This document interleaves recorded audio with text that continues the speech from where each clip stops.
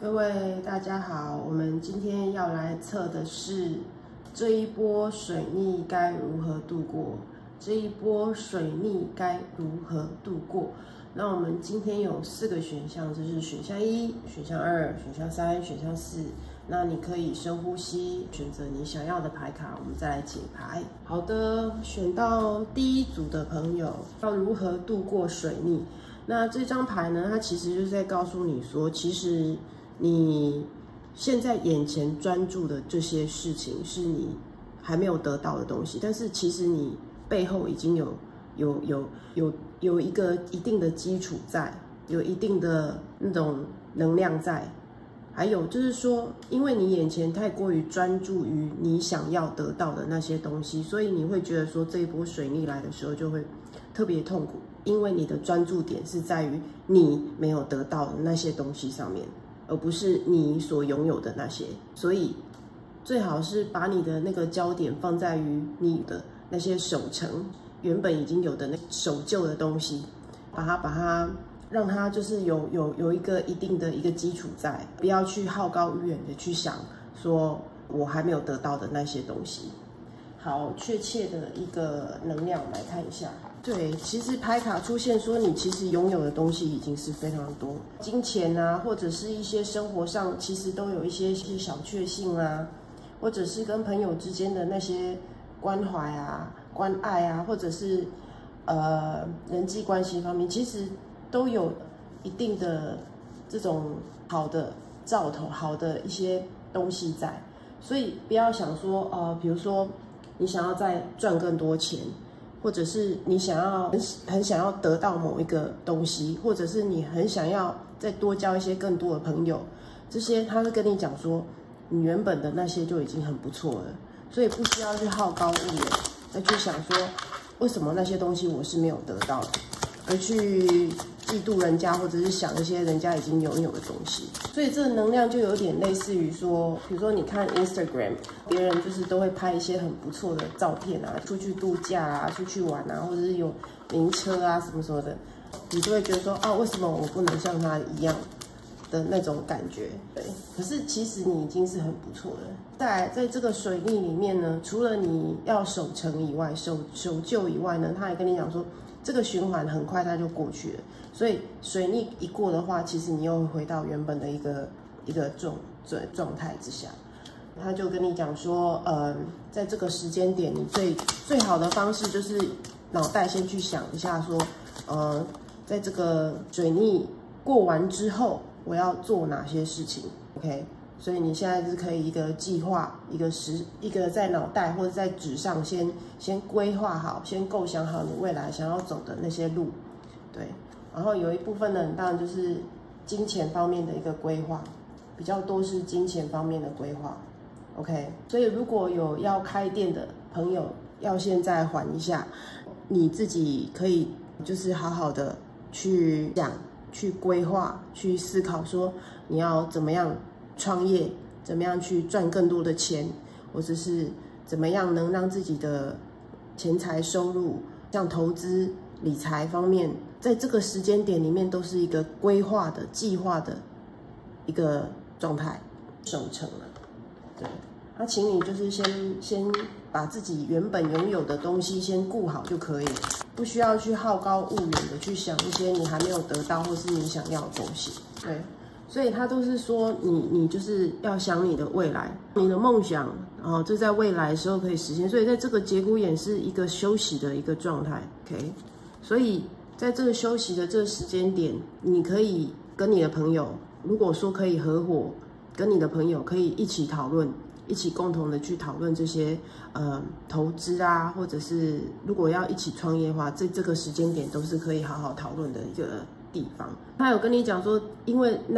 Now is not the time， 看他说现在不是时候，所以说那牌卡都是有连接性，现在就是不适合一个重新一个去行动的那个时间点，所以你可以去思考说 ，OK， 我这个案子，我这件事情，我想要做的这些事情，要不要再重新思考一下，重新再想一下，有什么好的那个不好的点好的点把它留下来，不好的点把它弄掉。哦，有一些你觉得说是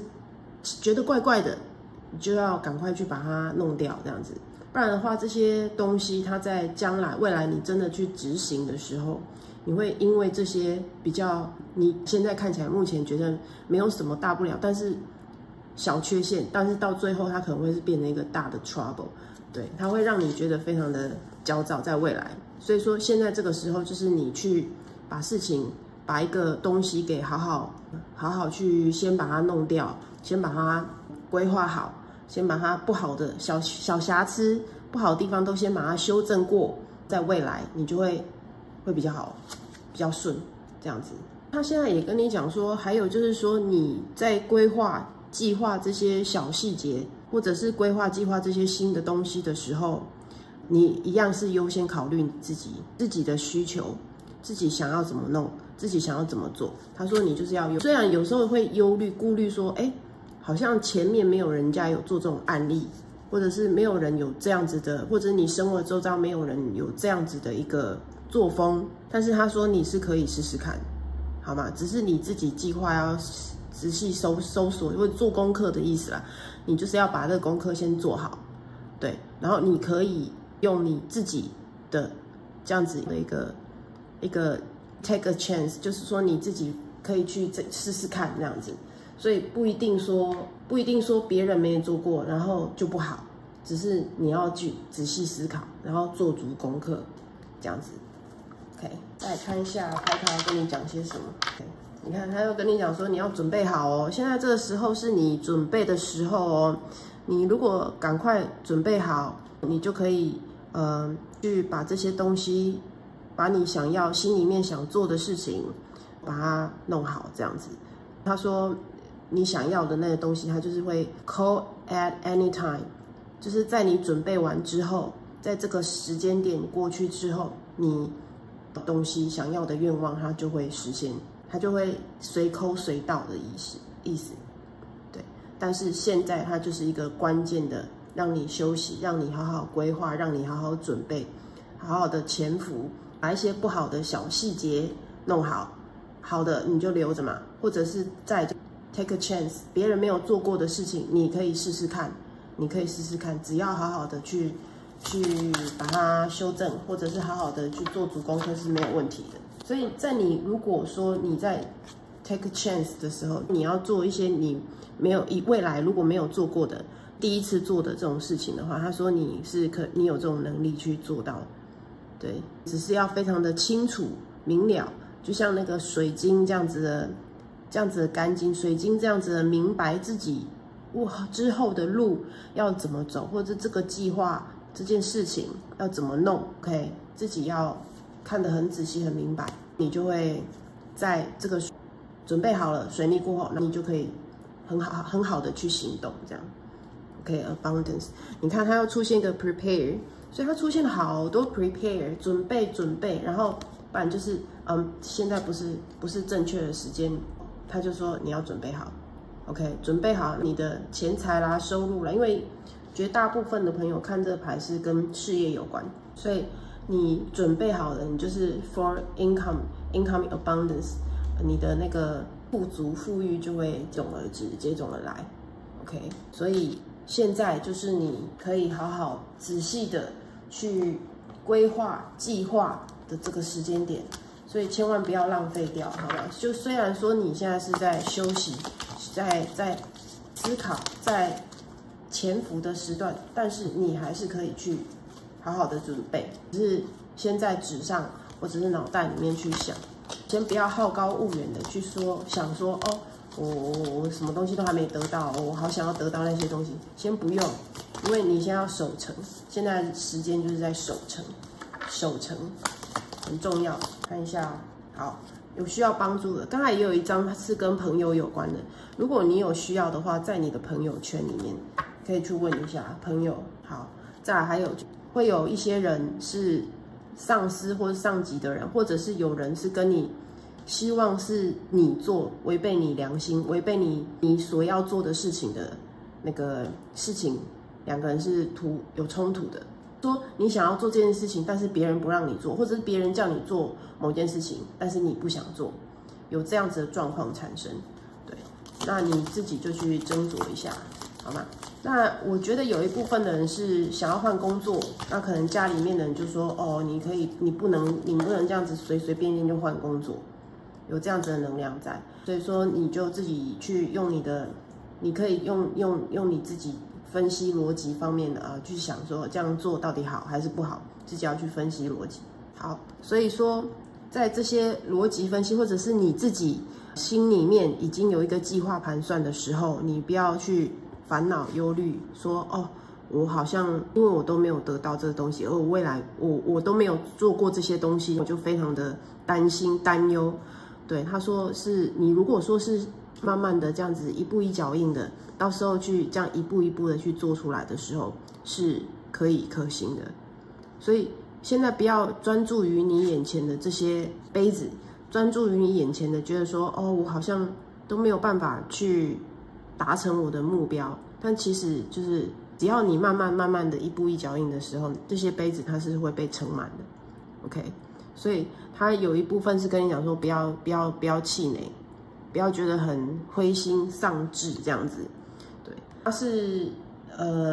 因为有一部分的人就是觉得说目光会放的比较大比较远的地方，但是重点就是手边该做的事情是还没有开始做的，还没有开始去动手的，或者是你动手还不够，所以说他就跟你讲说，你这些很想要的这些愿望，想要的这些 wish， 想要的这些愿望，你要让它非常发扬光大，你手边的工作就是一定要去做，还有该计划就是要去计划，要去慢慢把它完成，慢慢把它做起来。所以不能说因为你想要，然后你只是看着他只是看着，就什么事情都没有做 ，OK？ 所以说，如果已经在做的朋友，已经开始慢慢在做的朋友，有部分如果已经开始做的话，你就是努力过后再慢慢让。现在是让你修正的期间，修正 ，OK？ 不好的点把它修掉啊。如果说还没有做的人，你就是也是先计划，等这个水逆过了以后，你再开始这样 ，OK， 再看一下，不要为你以前或者是已失去的，或者是你没看到的点，你就非常的很困难、很忧郁这样子，不需要，因为有的东西它真的不是一触可及。虽然你可能看别人就说他怎么那么简单就可以成功，或者是他怎么那么简单就可以达到你想要的那种结果，千万不要跟人家比啊，这样子，对你自己要有点燃你心中的那一把明灯，就是说你内心已经要有一个自己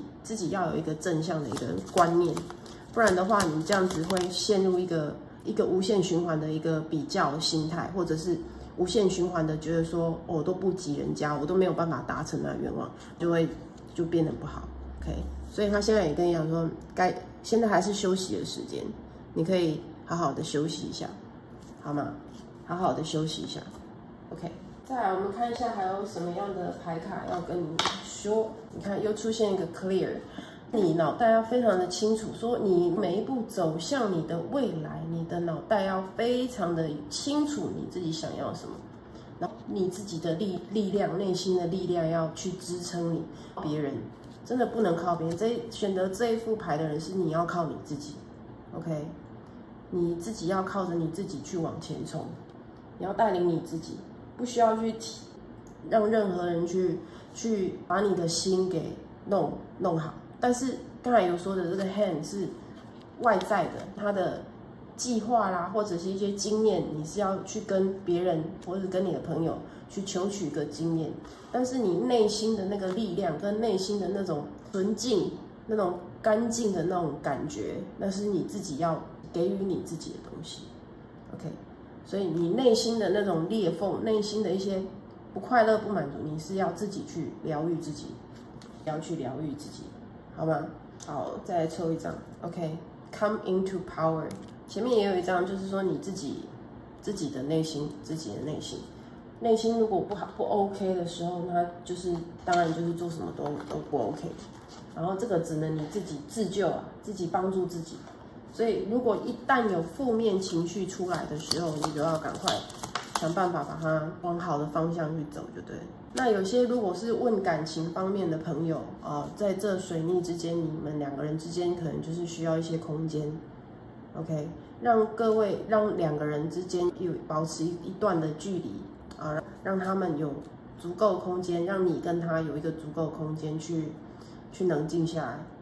，OK， 你们2个就是如果说在有争吵方面的话，你就是要多体谅。Give and take， 施跟舍之间，就是说你们2个人之间的关系要有一个进退，有一个双方互相尊重，互相有施有舍这样子，2个人互相往来的那种感觉。对，所以如果是这样子的一个吵架的状况的话，要有同理心的那种感觉。OK， 所以又来了一张嘞，你们2个非常的需要空间呢，2个人需要空间。好吗？所以说抽到这副牌的人有一部分的人是吵架，对，目前看起来是吵架的牌比较多。2个人有吵架，就需要2个人有一个空间去给对方这样。你要彼此去信任 ，OK， 信任对方，然后有一个信念在，就是说不要想说他怎么都不回我电话啦，或者是他怎么都不回答我呢？他都赖也没有传我什么什么，你就自己非常的很担忧啊，怕他劈腿啊或干嘛的，你自己要有一个信心在 ，OK。目前牌卡看起来是2个人是 soul mate， 是灵魂之间的伴侣。那如果有争吵方面的地方的话，你们2个就是好好冷静下来，给彼此一个空间，多多相信对方，好吗？再来看一下还有什么牌卡。一部分的人也是有同性的恋爱的 ，OK。如果你是在怀疑对方，或者是觉得说跟对方有所一些争吵或什么的，你就是给对方一些空间这样子。好，那有一些朋友呢，在生活当中可能觉得说每天一成不变的工作，一成不变的那种状况会让你觉得压力很大。那他是跟你讲说，就是说你自己要调试你自己的一个身心灵的状态。OK， 自己内心的那种光明面，自己要把它找出来，好不好？有一部分的就是内心的有一些点是觉得很失落的，那你要从你的内心去发光，而不是从里面去发光，而不是从外面去寻求，这是你自己本身的问题。所以没有外在的东西会让你快乐，只有你内心平静，内心可以真正的去让你自己 calm down， 让你自己去冷静下来之后，你才会觉得说 OK 这样子。所以说这些世俗上的一些不好的，或者是让你觉得很累的东西，你自己要去调试，好吗？所以这种外在的压力会让你整个人好像都被整个被扭曲掉，被这样子被搞得支离破碎的那种感觉，那你自己内心平静下来，外面再多的那种纷纷扰扰，你就会觉得好像没什么，好吗？所以说自己要注意一下你内在的一个平衡感，好吗？好，再来看一下最后牌卡还要跟你讲什么，有点耐心，自己要放过自己，好不好？自己要放过自己，觉得绑手绑脚，或是被一些世俗的一些东西给绑住的时候，你要放过你自己。适时的给自己一个休假，让自己感受到自由的那种感觉。要耐心的等候这一波水逆 ，patient be patient。好，最后一张 trust， 相信。如果是感情方面的，你当然就是相信对方，相信自己。然后如果是事业方面的话，你就是相信自己的直觉，相信自己的计划是可以行得通，但是你小东西小细节你要顾好。在一个计划的一个状态下，去相信自己可以成功。OK， 这就是第一组朋友。好的，我们现在看第二组的朋友，选择第二组的朋友，我们看一下水逆这一波水逆，你该怎么样度过？平衡。你如果说内心有一些冲突点的时候，或者是有面对事情、工作或者是爱情有2种不一样的冲突的时候，自己要抓那个平衡点。好，所以我们确切看一下内心的一个不平衡，你自己要去抓 ，OK， 要平衡，要让它平衡，要让它平衡。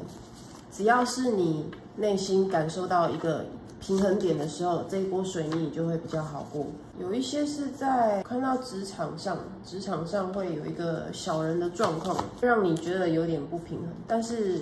是 OK 的，没关系。就是如果清者自清啊，就你自己如果没有问心无，你自己如果问心无愧的话，那个人就是伤害不了你。OK， 所以说，如果职场上有一些跟你是有相对抗的人事物与你相对抗，最后你会是胜利的那一方。OK，see truth， 对，真相。所以说，你看这都跟这是真相。如果你没有问心，反正你就问心无愧，就不会觉得说对你来讲是会有什么任何的影响。你自己就是 defend。你自己是一个堡垒，一个拿着盾牌的人。你不管那些人对你怎么样的伤害，那些人对你怎么样的侮辱、羞辱或怎样的，你自己就会有一个盾牌去弄起他们。OK， 所以说在职场上面，目前我感受到就是职场上面有一些小人的存在，但是你自己是可以相互对抗他们的。OK， 所以说不需要去害怕这些人。如果这些人他们就是没来由的、没道理的去伤害你，或者是在你后面捅刀的时候，最后得到的一个事实的真相，你会受到一个保护的，你是受到一个保护的，而且这就是一个非常非常实际的、真真实实的事情摆在你的眼前的那种感觉。OK， 所以有一部分的朋友是在职场上的失衡，那你自己要把那个失衡的状态把它调整过来，或者是说 OK， 你现在已经知道后面可能会有人在背后，那你就是小心的应对就可以，但是你是受到保护的，对，然后你其实是在你的职场上面是一个很有价值的人，你是非常有价值的，所以说如果说那个上位者或其他人他看到的是看到你的价值，所以他不会去在意这种如果说空穴来风的这些事情。对，他说你还是会得到你想要的，尤其是金钱，因为他这个就是在第二宫，就是说你会得到你想要的东西。What you want, get what you need。你想要什么东西，你就会得到，而且你的价值就是在那里，别人都看得到，所以不需要因为后面背后的人的一个干扰，或者是一些东西让你受到干扰，那都没关系，那是短期的。就在这个水逆的这个时间点里面，你的那个东西都是只是它虽然它只是一个单纯的一个短时间的干扰，这个过了以后，它就过了，就顺了。对，他说他这是一个短期的一个让你觉得说很绊倒的那种感觉，有人去好像有人有阻碍到你那种感觉。但是过一阵子，它就整个会顺了 ，OK。然后他是跟你讲说，如果说在职场上面有一些人是跟你比较志同道合，你就是把他可以一起连接在一起，这样会团结力量大 ，OK。或者是你们两个，或者是你的那个团队里面，如果有一些比较好的一个 idea， 大家可以一起去把这个 idea 给做出来，真的去把它做出来，再去对抗那些可能其他对你们是只反意见的那个人，这样子会比较好，这样会比较好对抗，或者是好去把事情给弄成功。对，所以说，如果是只是单一有后面的人在对抗你的时候，你自己就是保护好自己，但是你是站在好的那一方，因为你都最后都会抽到一张好牌，前面都会跟你讲说哦有想，但是后面又出现一个好牌，有想后面又出现一个好牌，所以说不用太担心，好吗？如果是团队的话，找志同道合的团队一起去做会比较好一点。然后他说你们这样子的做法都是比较，因为是真的有在做事的人，而且是真的有是在生产的，你也知道说这样子是好的，所以说别人会看得到你们的价值。对，你们的道路如果是选择是正确的，是对的路、对的道路的时候，别人都看得到，上面的人都看得到。所以说，如果是还真的就是后面的人比那个就是不好的人在捅你们的时候，但是上司啊或什么的，或者是其他真的有站在对的那一方、正义的那一方的人，他们都是看得到的。对，他跟你讲说呢，你也是要把这样子的一个经验、这样子的事情当作是一次的经验，把它吸收在你的内心里面。OK， 他这个也是一个说明了说你的这个经验，你学进去的这个经验会让你的内心去发光发热。OK， 它会在你的内心里面会有一个效应产生，你会知道以后怎么样去应变，怎么样去有同样的事情状况在出现的时候，你会怎么样去做 ？OK， 好，然后再来你如果在一般平常的时候，在有听音乐的朋友，或者是有在打开 YouTube 听音乐的，打开一些软体听音乐的人，他说有些讯息会藏在歌里面，你会觉得说，哎，忽然间听到某首歌的歌词让你很有共鸣，或者是让你觉得很有道理，可能解决的办法会在歌词里面，会在歌里面，就还蛮有趣的，你可以参考一下这样。OK， 然后呢，因为前面呢他有说一个护盾的事情，对，他现在就跟你讲说那个护盾。是你内心里面的一个光明，一个光亮的那个东西，它会让你照耀你的整个一个不好的阴暗的那个地方，它会让你发亮、发光、发亮起来。所以说，如果自己有一个 defend， 有一个像护盾一样的东西，你可以从你的内心去出来，然后它就是一个亮的那种东西，它可以保护你身上周围的负面的能量，或是外界来的那种流言蜚语。OK， 所以这样子的保护，你自己可以从内心去发扬。那他其实也有讲说，有一部分的人是站在你这一边的，所以说那一部分人也可以成为你的那个亮光，对，成为你的一个护盾。所以这一组的牌卡的同学。选这一组牌卡的朋友也有一部分是，也有贵人，也有小人这样子。好，然后呢，要小心注意一下，如果是要走法律的这种途径的话，有卡在那种法律问题的时候，也是要小心一点。选择这一副牌卡的人有很重的，有人在对抗你，小人。对，那如果再更严重一点，可能会走法律的一个状态。对。这个人他也会从中作梗，去捉弄你跟你朋友之间的一个这样子的状况，但是你就是要 defend， 保护好自己，有2张保护牌，再来就是你自己的团队，你自己的那一个阵营的，你要去保护好自己，对，自己最后那个牌卡都是好的，是阳光的，是好的，这个也是好的，所以在最后出现的都是一些好的牌，所以只要是好好在这期间把这些比较觉得不好的东西把它弄掉，就比较没有问题的。那每天如果关于工作方面啊，或者是一些日常生活中你该做的事情，你去做，你还是要去做，还是要一步一脚印的去做。OK， 该工作啦，该去达成的事情，你还是要做。对，钱财，对啊，那一部分的人就是你要小心合约 ，OK。签约的东西、法律途径的东西要小心，绝大部分都是金钱方面的，对自己要注意一下。抽出来的牌卡是这样，你就注意一下，这样就可以。都是钱财，都是钱 ，OK。所以很重的工作运、事业运，后面有小人，但是不用太担心，你就是把它弄好，这样就比较没事了 ，OK。自己对自己好一点。你自己要对待自己好一点，可能你之前会花费比较多的精力在弄这些事情 ，OK， 所以多多少少有一些会影响到，或者是觉得说有疲累、劳累的地方，那你就是好好去吃一下饭，或者是好好的去休息，跟人家吃饭，去马杀鸡一下这样，好。然后再来就是你的生活之中有一些该清理的，家里面或者房间里面该清理的、该弄掉的。如果房间啊家里非常的脏乱杂乱的时候，你可以现在是一个时间去让它清理一下的时候。那清理的同时，你可以顺便的去让你的身心灵到达一个平衡，让身心灵到达一个平衡点。对，现在目前就是你内心的那个平衡点要找出来，好，那个亮光平衡点。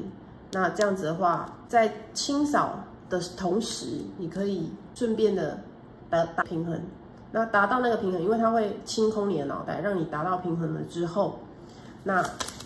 面对后面的那些不好的事情的时候，你就会比较好去用平衡的心态去把这件事情弄好。对，从一个在你平静冷静，然后到达平衡的那个时候，手头做工作，或者是手头在清理你的环境的那个当下，你会整个人沉淀下来。沉淀下来的时候，你反而脑袋会更好的去思考，说，我等一下接下来要怎么做？我接下来要怎么去应对，把这种不好的事情给弄好。OK， 而在你沉静的那个时候，你的 idea 或者是你该如何去做的那个点就会跑出来。好，再来呢，他就说你这个水逆过后会是一个新的开始。可能就是把那个小人的问题啦，或者是其他法律的问题给弄好以后，它就会是一个新的开始，新的开始。OK， 他也跟你讲了，其实你内心知道一些答案，也就是在你在厘清的过程中，答案就在那里。所以重点就是说，你要先清空你自己，不然答案出不来，好吗？所以该让自己达到一个平衡点，该净空，或者是清理自家环境，或者是房间。清扫完、打理完，答案就会浮现出来。OK， 所以有些时候在这种比较干净的磁场的一个空间里面，你可以感受到真正的一个真理，或者是真正的一个让你受到祝福的，或者是让你觉得感受到真实的那种答案，它会浮现出来。所以你自己该让自己沉浸在那样子的一个环境之下，你就要去营造那样子的环境，把那种负面的空间、负面的情绪给灭掉。到达平衡了以后，答案就会出现，好吗 ？Gardener， 所以他都是跟你讲说，你目前脑袋需要净空，净空完了以后，手头去做一个比较让你觉得放轻松的，像就是整理家务的那种状况。你就会比较容易去沉浸于那样子的沉淀的状态，然后那个答案，那个答案会不由自主的跑出来，那个答案会不由自主的跑出来。那还有我刚才说的，其实你是有贵人的，有小人也有贵人，所以那个贵人他也会帮助你，提供一个保护的作用。OK，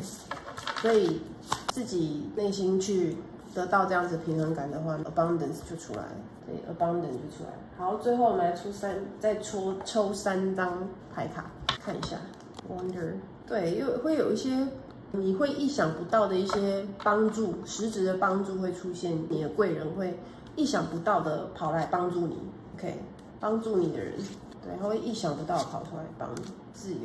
让自己觉得放松，然后有那种放下的那种感觉，再好好把一些不好的事情处理掉。好，这就是第2组的朋友。好的，我们现在看第3组，这一波水逆你该怎么度过？这一波水逆你该怎么度过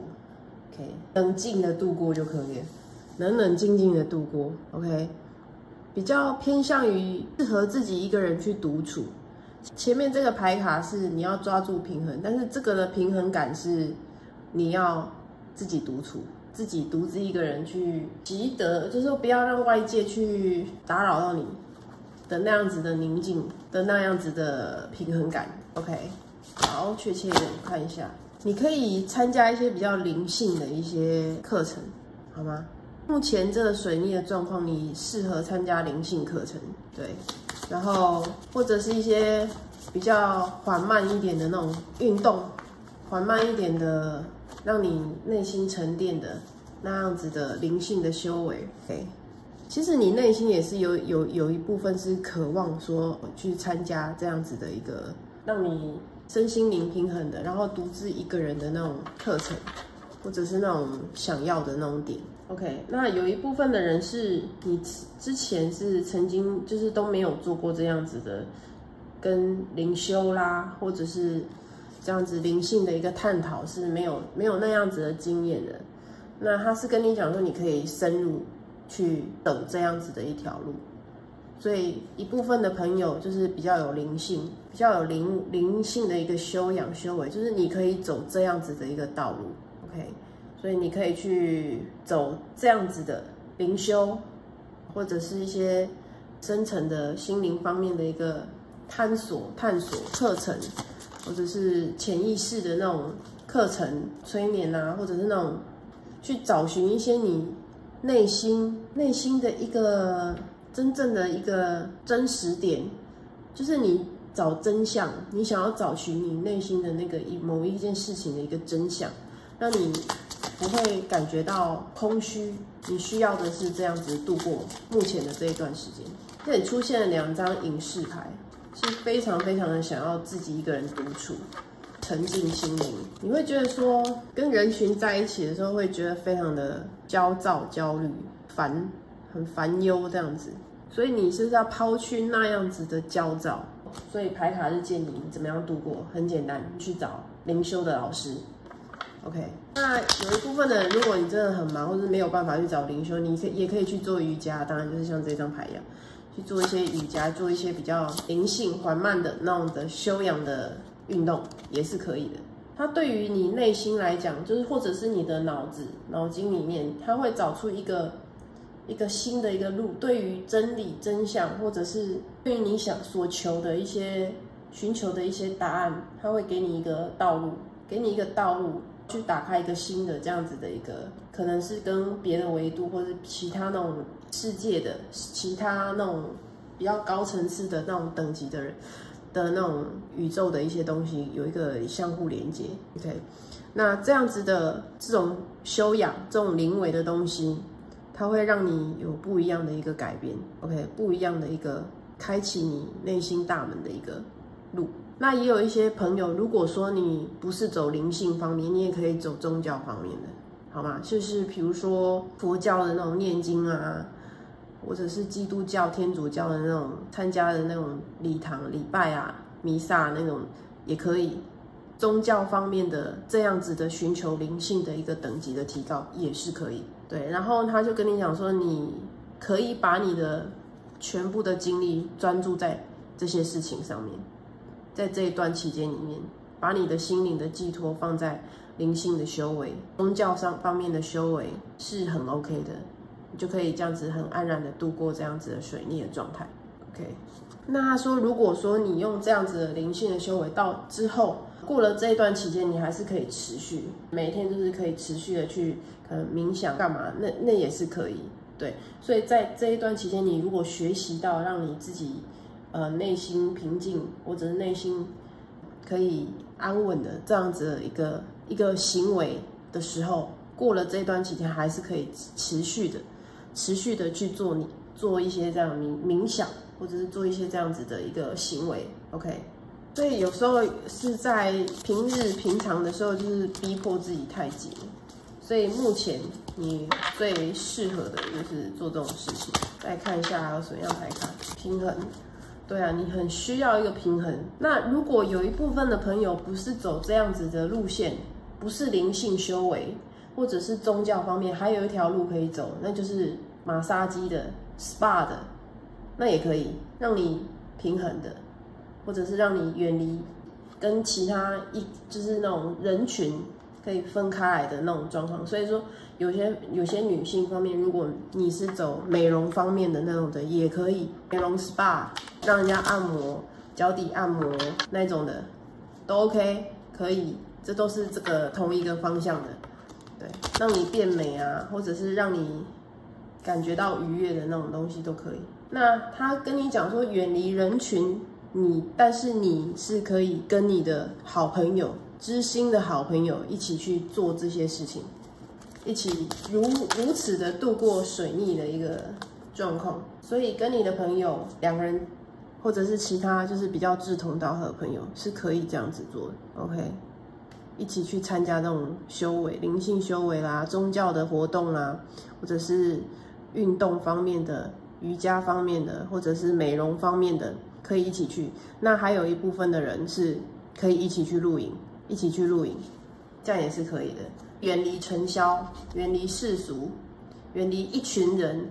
到一个比较没有人的那个地方，到一个比较没有人的地方，这样子的话会非常有效的让你们去逃离这种负面的情绪，或者是平常的那种负面的一个状态，它是可以让你这样子不会那么负面。OK， 如果说是之后你再回到职场，或者是再回到这样子的一个世俗的一个状况的时候，你就会得到至少会是一个平衡的状态。对，所以说选择这一组的朋友，很多都是有关于抽离人群，但是这样子的一个沉淀，到你之后回到原来的职位的时候，你就会觉得不会反弹那么大，就觉得哦，好像有休息过了，我会比较舒服一点，我会比较不会觉得说好像社畜一样那样子。OK， 跟你的女性朋友一起去参与这样子的活动，好吗？好。然后看一下还有什么牌卡想要告诉你，在你的这一段期间里面，有一些事情计划，有一些计划，或者是你想的一些计划，其中有一个是不成的，就可能是你还要再思考一下的。OK， 所以这些思考是因为为什么不成功，是因为惰性，或者是一些比较外在太多诱惑，让你无法成功的一些事情。所以说你内心如果有一个计划想要去做的时候，你自己要注意一下，是不是因为一个怠惰的状况去拉垮你，去把你给拉下来，说没有办法让你去成功，周围有太多的因素去干扰你，让你没有办法去做，有这样子的一个情况产生。那你自己就是看看你自己现在目前内心的一个想法，有可能是职场上面，有可能是一部分的人就可能求学，或者是一部分的人可能是出国或者什么的。那你有没有想说，是还没有行动吗？还是你只是口说而已，都没有真的去做？它有这样子的一个状况产生。好，然后绝大部分的朋友是职场上面，对。可能你还没有去做，还没有去真的去执行。对，他说这样子，你如果说是因为外在的诱惑或者外在的环境去影响你，那不成功的，是没有办法成功的。OK， 那最简单的方法就是你真的要把那些外在的诱因给弄掉，不要让你不干扰你的一个状况下，你的这个计划或者是你的一个跟事业方面或者是创业方面有关系的东西，他才会找出他真正原本想要走的路，才有执行的可行的这条路。OK， 那有一部分的朋友，我看到是可能会有一些比较年长的人会去追求你，有一部分人是年长的人会去追求你，所以你就可以注意一下这样子。OK， 那也有那种比较精神方面的一个情感的交流，比较心灵契合、精神层面契合的那种恋爱的一个产生。再来，他也说你必须要整理一下你的家务了，好吗？整理的同时，你才能真正的去知道说内心想要的东西是什么。再来看一下，如果说你在整理自己的环境周围的时候呢，你会感受到你的内心有一个非常就知道说自己的才能或者自己的哪边好，哪边是优点，哪边是缺点，你会在你整理的这个时间点的时候理清，你就会比较知道说好，我再把这些我的优点缺点放在我这些内心想要去成功的计划该怎么样去执行。 OK， 你才会比较清楚的去见到。对，所以在你厘清自己的优缺点的时候，你必须要把你的惰性给弄掉。把你的惰性给弄掉的时候，你才能好好的找到一个，那你才能去把事情弄成功。因为它出现了2张不成功，就是惰性的问题。所以这个惰性或者外在的诱因，你要把它给弄掉。对，所以最先起步就是第一个整理家务，做一些比如说宗教或者是灵性或者是 SPA 或者是那种让你变美变漂亮的这种事情。 OK，全部都清干净的弄好以后，你就会看到你内心的一些优点缺点，然后你才继而可以知道说，好，我这些优点缺点我要怎么样再弄在这些计划上面。OK， 所以答案就在你内心，你自己要先净空，先净空一下，内心就会有答案。Soulmate， 对，有精神方面的那种纯纯的爱恋在哦，也有年长的人的一个追求。好，所以如果说是问恋爱运的朋友的话，如果是单身的朋友啦，单身的朋友是可以有人去追求的，或者是会遇到你的 soulmate， 你会发现说他是你的缺失的那一块，他会非常的与你契合，你会找到这样子的人。好，再来看一下还有什么牌卡。对，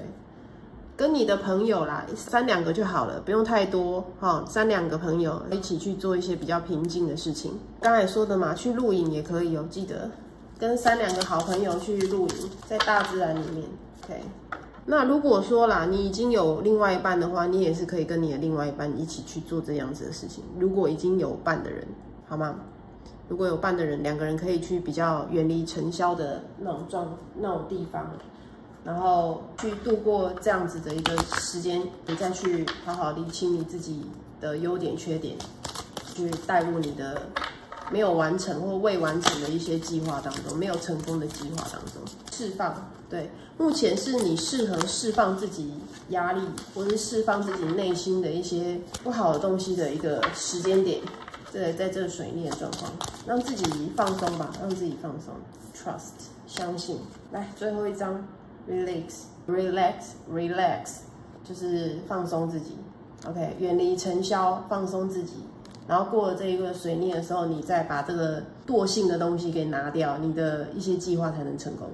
好，这就是第3组的朋友。好的，最后一组牌卡的朋友，我们来看一下你在这个水逆期间要怎么样度过。找寻智慧这一部分，有一部分的朋友是很聪明的，可以自己去完成，或者是去内心探索，或者是反正是很有智慧的，可以去解决很多生活中的一些大小事情。对，那在这段期间，他跟你讲说，你就是可以再充足一些你自己的一些知识方面的东西，或者是再更充足你一些精神方面的一个能量，2种都是可以的。所以你的这张牌卡跟前面的不太一样，是第2组牌卡它是平衡的状态，第3组的时候是远离尘嚣的那种的平衡的状态，而你的话是你可以从知识方面跟你精神方面这2个层面去下手，充足你这样子的一个知识，或者是这样子的一个等级，就可以安然的度过。这样看一下，有一部分的朋友内心有想到跟人家签一个合约契约，或者是跟人家合作，有一部分的朋友是这样，你内心或是你的脑袋瓜里面其实有一些 idea 一些想法，而且是已经想过，而且已经在找合作伙伴，在找合作的一个对象，或者是加盟，或者是有更高的一个愿望，更高的一个理想性的一个东西，你都已经走过一遍了，而且你已经在想说要怎么样去找寻其他可以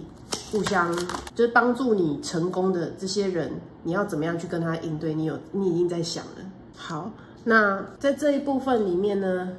有些地方是你虽然脑袋想过了，但是可能会有一些地方是让你事与愿违的。好，那有一些事与愿违的点的时候，你自己其实会察觉到，会发现到，会知觉到说，好像这个点你想要的这个事情是跟你是相违背的，会让你不如你所愿就对了。但是这些不如你所愿的事情，你会因此又得到一个新的启发，就是说，原来这条路我不能这样走，那我不如换成怎样，会不会更好一点？有这样子的一个状态下，有这样子状态的能量在。OK， 我再讲一遍，就是说你自己本来想要做这一条路，比如说你要走 A 这条路，但是你会直觉的发现说 A 这件事情有困难，可行性上面的困难，你就觉得啊怎么会这样？但是你会忽然间脑筋这样灵光一闪，说那不如我们来那样子好了，那样子做，搞不好会更好，这样子。所以有这样子的能量在。OK， 我们再来看一下啊，对，所以他就说你这样子的能量，他也是在讲说这个有一个你跟人家以往是不一样路径的这样子的一个方法，跟人家都不同。这样子不一样的、无所期待的那种、无所预料中的这种改变，原本会打乱你的这个计划，但是你就是可以，就是危机化转机，把它这样子转过来，跟人家又不一样的这样子的一个处理事情的一个这样的方法。对，所以他就说你就是可以这样子 invent a way， 这样子去再找出新的可行的道路，可以这么做。OK。好，所以说他说你其实个性上面其实也有一点对于事情的一个执着，其实是有的，对，所以说你会很有智慧的去分析说，哎，我这样做好怎么做真的不行吗？不行，那该怎么办呢？你自己有一套自己的理论，对，然后对于一些细节方面的要求，对于细节方面的这种状况的处理。你可以有一个化险为夷、逢凶化吉的这样子的一个能力在，而且你如果一旦下定决心，或者是一旦真的开始着手的话，你就是会直的往这样子的一个道路，你的目标是这样直的这样往前冲下去，对，看起来都是比较容易成功的这种感觉。所以，如果说在你真的遇到事情的时候，跟你事与愿违，不如好好的再把那个 idea 改一下，会有不一样的一个新气象出来，跟人家也不一样。你也可以好好的顺利的把这些事情经过。对，他说你超级聪明的，你可以逢凶化吉，用你的智慧去把这些事情给搞好，而且你已经超越你的那种同年龄层的人的那种智慧，所以